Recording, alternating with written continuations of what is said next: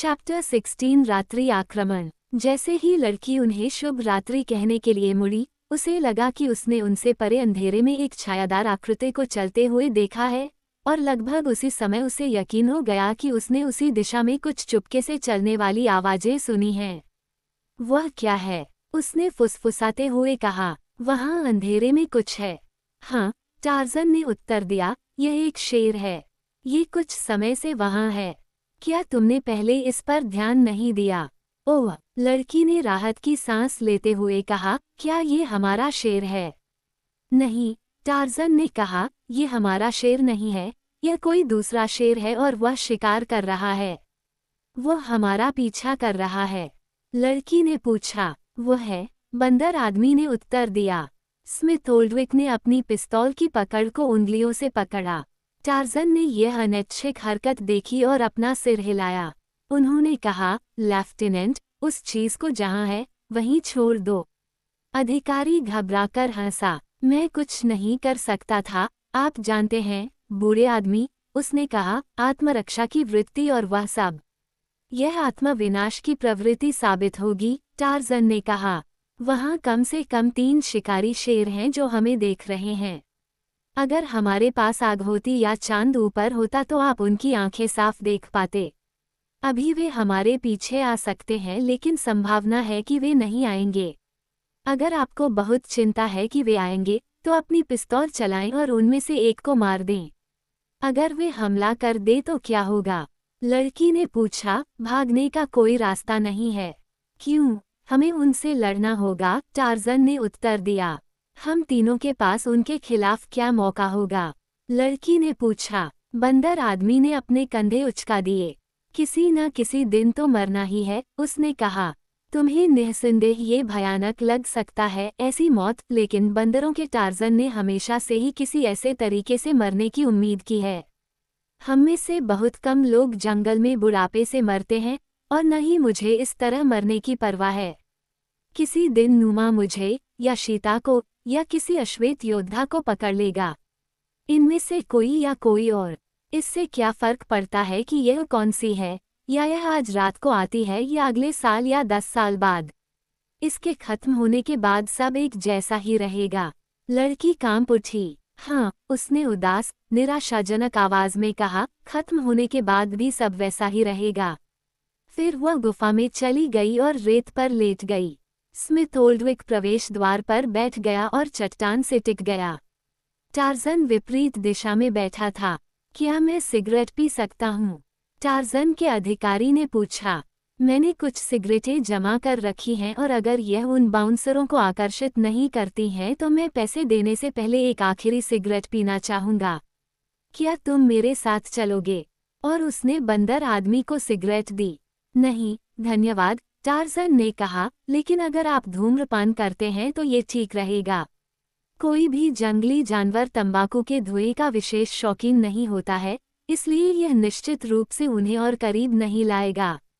Smith ओल्डविक ने अपनी cigarette जलाई और धीरे धीरे उस पर कश लगाने लगा।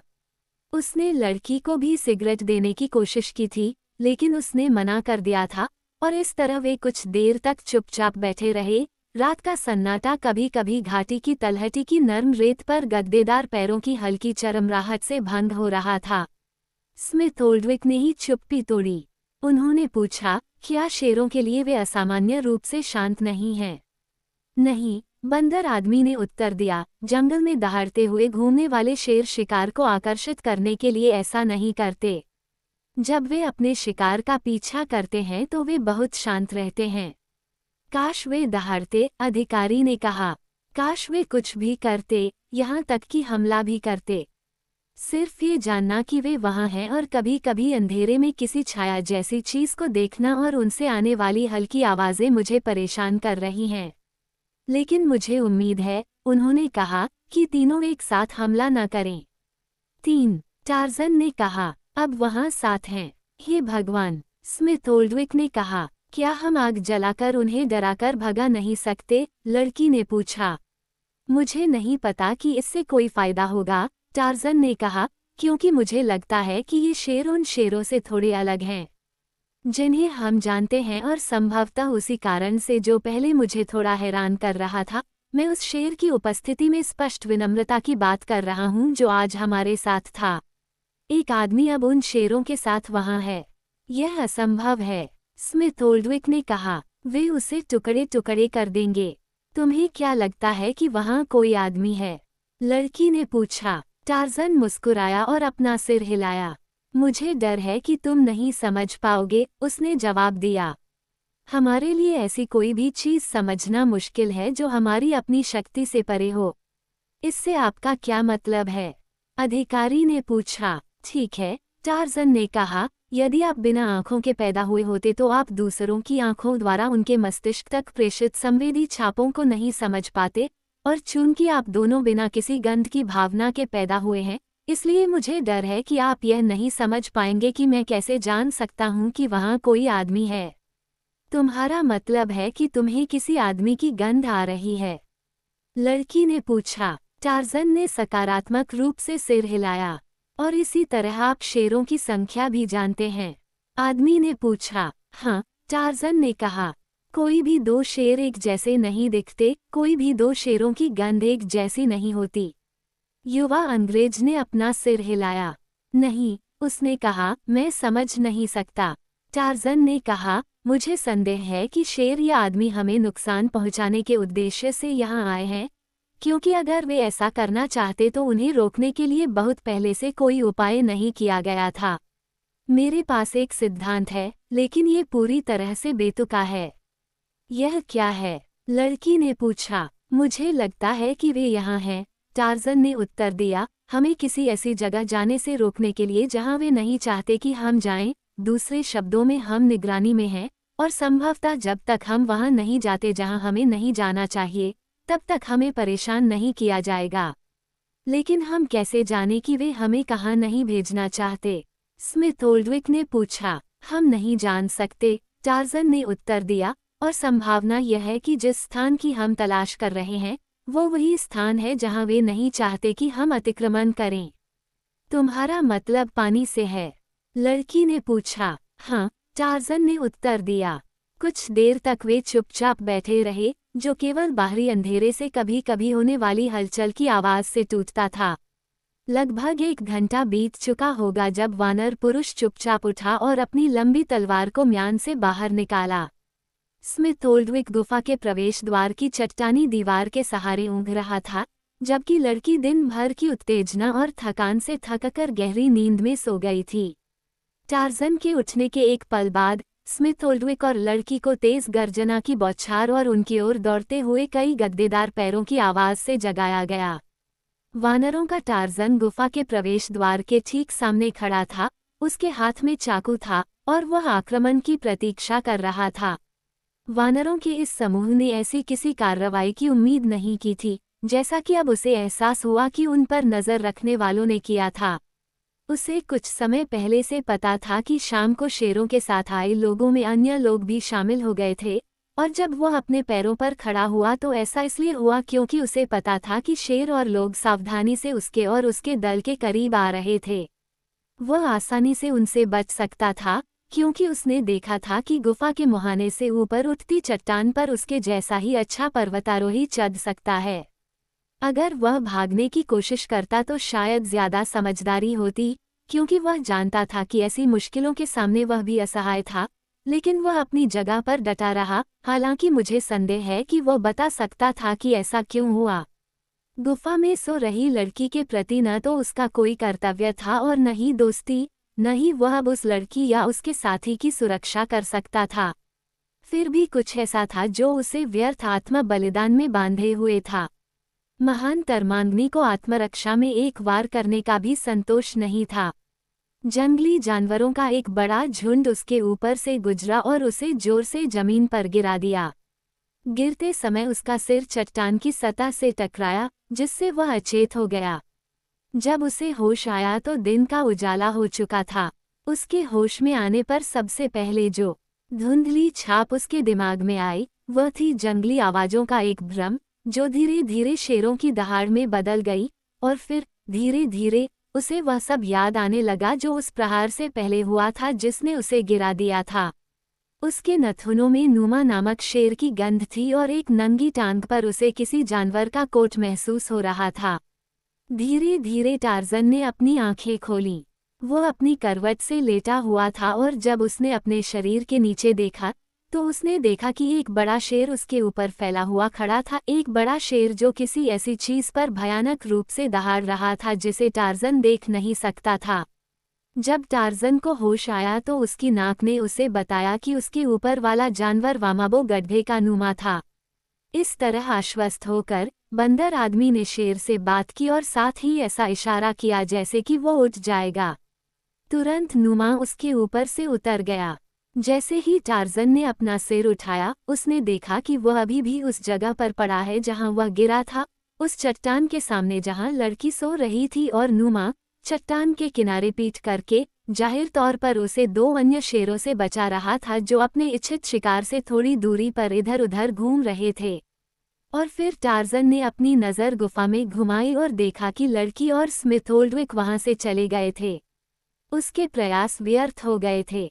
गुस्से में सिर हिलाते हुए बंदर आदमी ने उन दो शेरों की ओर रुख किया जो उससे कुछ गज की दूरी पर आगे पीछे चल रहे थे। शेर की खान में मौजूद नुमा ने टार्जन की ओर एक दोस्ताना नजर डाली, बंदर आदमी की पीठ पर अपना सिर रगड़ा और फिर अपने गुर्राते हुए चेहरे को दोनों शिकारियों की ओर मोड़ दिया। मुझे लगता है, टार्जन ने नुमा से कहा, कि तुम और मैं मिलकर इन जानवरों को बहुत दुखी कर सकते हो। उसने अंग्रेजी में बात की जिसे, जाहिर है, नुमा बिल्कुल नहीं समझ पाया, लेकिन स्वर में कुछ आश्वस्त करने वाला जरूर था, क्योंकि नुमा विनती करते हुए रो रहा था और अपने विरोधियों के समानांतर अधीरता से इधर उधर घूम रहा था। आओ, टार्जन ने अचानक कहा और अपने बाएं हाथ से शेर के अयाल को पकड़कर वह दूसरे शेरों की ओर बढ़ गया। उसका साथी उसके साथ साथ चल रहा था। जैसे जैसे दोनों आगे बढ़े, बाकी लोग धीरे धीरे पीछे हट गए और आखिरकार अलग होकर दोनों तरफ चले गए। टार्जन और नुमा उनके बीच से गुजरे, लेकिन न तो काले बालों वाला बड़ा शेर और न ही वह आदमी अपने नज़दीक जानवर पर नज़र रखने में विफल रहा ताकि वे तब आश्चर्यचकित न हों जब किसी पूर्व निर्धारित संकेत पर दोनों बिल्लियां विपरीत दिशाओं से एक साथ हमला करती हैं। बंदर आदमी ने अपने प्रतिपक्षी के हमले का सामना उसी तरह से किया जैसा कि वह नुमा और शीता के साथ पिछले मुठभेड़ों में करता आया था। शेर के हमले के पूरे झटके का सामना करने की कोशिश करना विशालकाय तरमांगनी के लिए भी आत्मघाती होता। इसके बजाय उसने चपलता और चालाकी के तरीकों का सहारा लिया, क्योंकि जितनी तेज बिल्लियां होती हैं, वानरों का टार्जन उससे भी तेज है। फैले हुए खुरदुरे पंजे और उभरे हुए नुकीले दांतों के साथ नुमा ने बंदर आदमी की नंगी छाती पर हमला किया। एक मुक्केबाज की तरह अपना बायां हाथ ऊपर उठाते हुए टार्जन ने शेर की बाईं बांह के नीचे ऊपर की ओर वार किया। उसी समय अपने कंधे को जानवर के शरीर के नीचे से घुसाया और साथ ही साथ अपने ब्लेड को कंधे के पीछे भूरे रंग की खाल में घुसा दिया। दर्द की दहाड़ के साथ नुमा फिर से घूमा, जो कि पाश्विक क्रोध का प्रतीक था। अब वो वास्तव में इस अहंकारी आदमी चीज को खत्म कर देगा जिसने ये सोचने की भी हिम्मत की कि वह जानवरों के राजा को उसकी इच्छाओं में विफल कर सकता है। लेकिन जैसे ही वह घूमा, उसका इच्छित शिकार उसके साथ घूम गया। भूरे रंग की उंगलियां शक्तिशाली गर्दन पर भारी अयाल में फंस गईं और फिर से ब्लेड शेर की पीठ में गहराई से घुस गया। तभी नुमा नफरत और दर्द से पागल हो गया और उसी क्षण बंदर आदमी ने उसकी पीठ पर छलांग लगा दी। इससे पहले टार्जन ने आसानी से अपने पैरों को शेर के पेट के नीचे फंसा लिया था और उसके लंबे बालों को पकड़कर उसे तब तक छुरा घोंपा जब तक कि उसकी नोक उसके दिल तक नहीं पहुंच गई। पहले यह इतना आसान लग रहा था कि उसे इतनी नाराजगी महसूस हुई कि अब वह ऐसा करने में असमर्थ था, क्योंकि शेर की तेज हरकतों ने उसे रोक दिया था। और कुछ ही देर में जब शेर ने छलांग लगाई और उसे इधर उधर फेंका, तो बंदर आदमी को एहसास हुआ कि वह उन भयानक पंजों के नीचे अनिवार्य रूप से झूल रहा था। अंतिम प्रयास में उसने खुद को नुमा की पीठ से नीचे फेंका और अपनी फुर्ती से उस पागल जानवर से कुछ पल के लिए बचने की कोशिश की, ताकि वह अपने पैरों पर खड़ा हो सके और जानवर से फिर से बराबरी से मिल सके। लेकिन इस बार नुमा उससे ज्यादा तेज था और वह अभी आधा ही उठ पाया था कि एक बड़े पंजे ने उसके सिर पर वार किया और वह गिर गया। जैसे ही वह नीचे गिरा, उसने देखा कि उसके ऊपर एक काली लकीर उभरी और दूसरा शेर उसके विरोधी पर चढ़ गया। दो लड़ते हुए शेरों के नीचे से लुढ़कते हुए टार्जन ने अपने पैरों को फिर से हासिल किया, हालांकि वह उस भयानक प्रहार के प्रभाव से आधा चकित और लड़खड़ा रहा था जो उसे मिला था। उसके पीछे उसने एक बेजान शेर को रेत पर फटा हुआ और खून से लथपथ पड़ा देखा, और उसके सामने गड्ढे का नुमा दूसरे शेर को बेरहमी से मार रहा था। काले कोट वाला वह अपने प्रतिद्वंद्वी से आकार और ताकत के मामले में और साथ ही क्रूरता में भी बहुत आगे निकल गया। लड़ने वाले जानवरों ने एक दूसरे पर कुछ छल किए और एक दूसरे पर वार किया, इससे पहले कि बड़ा शेर दूसरे के गले में अपने नुकीले दांत गड़ाने में सफल हो जाए।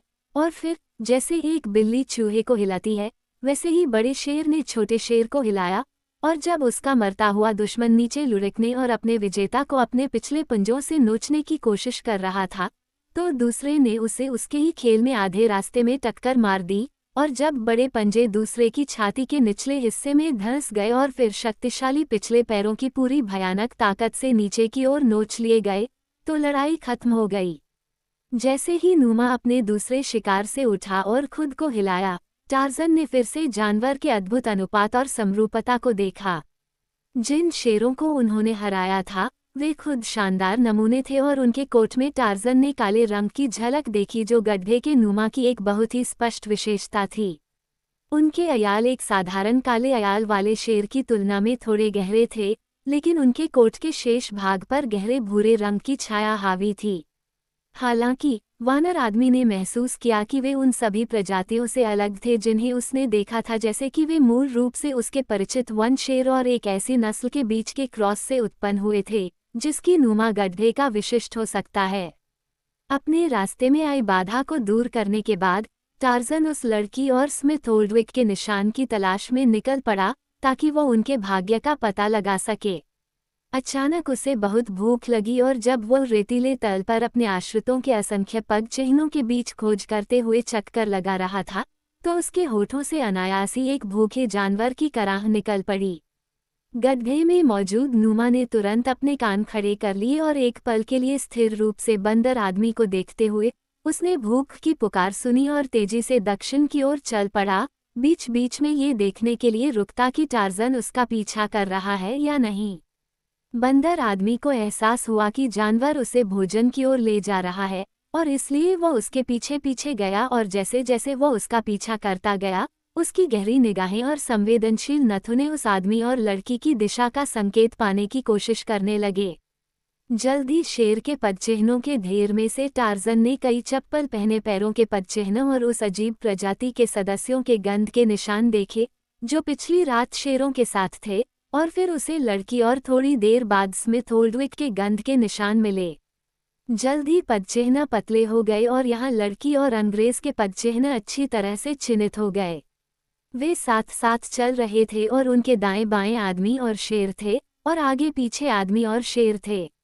बंदर आदमी पैरों के निशानों से मिलने वाली संभावनाओं से हैरान था, लेकिन किसी भी पिछले अनुभव के प्रकाश में वह खुद को संतोषजनक ढंग से समझा नहीं सका कि उसकी धारणाएं क्या संकेत देती हैं। घाटी की संरचना में बहुत कम परिवर्तन हुआ था, यह अभी भी खड़ी चट्टानों के बीच से अपनी अनियमित दिशा में घूम रही थी। कुछ स्थानों पर यह चौड़ी हो गई और फिर से बहुत संकरी हो गई और दक्षिण की ओर बढ़ने पर यह और भी गहरी होती गई। अब घाटी का तल और भी तेजी से ढलान वाला होने लगा। यहाँ वहाँ प्राचीन तेज धाराओं और झरनों के संकेत थे। रास्ता और भी कठिन हो गया था, लेकिन यह अच्छी तरह से चिन्हित था और इसमें बहुत प्राचीनता के संकेत थे और कुछ स्थानों पर मनुष्य के हाथों की कारीगरी के भी। वे आधे या 3/4 मील आगे बढ़ चुके थे जब घाटी के एक मोड़ पर टार्जन ने अपने सामने एक संकरी घाटी देखी जो पृथ्वी की पपड़ी की जीवित चट्टान में गहरी कटी हुई थी, जिसके दक्षिण में ऊंची पर्वत श्रृंखलाएं थीं। ये पूर्व और पश्चिम तक कितनी दूर तक फैली हुई थी ये वह नहीं देख सका, लेकिन जाहिर तौर पर यह उत्तर से दक्षिण तक 3 या 4 मील से अधिक चौड़ी नहीं थी। यह एक अच्छी तरह से पानी वाली घाटी थी, इसका संकेत वहाँ की वनस्पतियों की समृद्धि से मिलता है जो उत्तर में चट्टानी चट्टानों से लेकर दक्षिण में पहाड़ों तक फैली हुई थी। चट्टानों के किनारे से जहाँ से बंदर आदमी घाटी को देख रहा था, वहाँ एक पगडंडी खोदी गई थी जो नीचे की ओर जाती थी। शेर के आगे टार्जन घाटी में उतरा, जो इस बिंदु पर बड़े पेड़ों से घिरा हुआ था। उसके आगे पगडंडी घाटी के केंद्र की ओर मुड़ गई। शाखाओं के बीच चमकीले पंखों वाले कर्कश आवाज वाले पक्षी चिल्ला रहे थे, जबकि असंख्य बंदर उसके ऊपर चहचहा रहे थे और डांट रहे थे। जंगल में जीवन की भरमार थी, फिर भी वानर मानव के मन में एक अकथनीय अकेलेपन की भावना थी, एक ऐसी अनुभूति जो उसने अपने प्यारे जंगल में पहले कभी महसूस नहीं की थी। उसके आसपास की हर चीज में अवास्तविकता थी, घाटी में ही, जो एक बंजर भूमि में छिपी और भूली हुई थी। पक्षी और बंदर, जबकि उनमें से कई के प्रकार के समान थे जिनसे वह परिचित था, किसी से भी समान नहीं थे, और न ही वनस्पति अपनी विशिष्टताओं के बिना थी। ऐसा लग रहा था जैसे वह अचानक किसी दूसरी दुनिया में पहुंच गया हो और उसे एक अजीब बेचैनी महसूस हो रही थी जो आसानी से खतरे का पूर्वाभास हो सकती थी। पेड़ों के बीच फल उग रहे थे और उसने देखा कि उनमें से कुछ बंदर मनु ने खाए। भूख लगने के कारण वह निचली शाखाओं पर गया और बंदरों की तीखी बक-बक के बीच उसने उन फलों को खाना शुरू कर दिया जिन्हें उसने बंदरों को सुरक्षित खाते हुए देखा। जब उसने अपनी भूख को आंशिक रूप से संतुष्ट कर लिया, क्योंकि केवल मांस से ही पूरी तरह से संतुष्ट किया जा सकता था, तो उसने गड्ढे के नुमा की तलाश में अपने चारों ओर देखा और पाया कि शेर जा चुका था।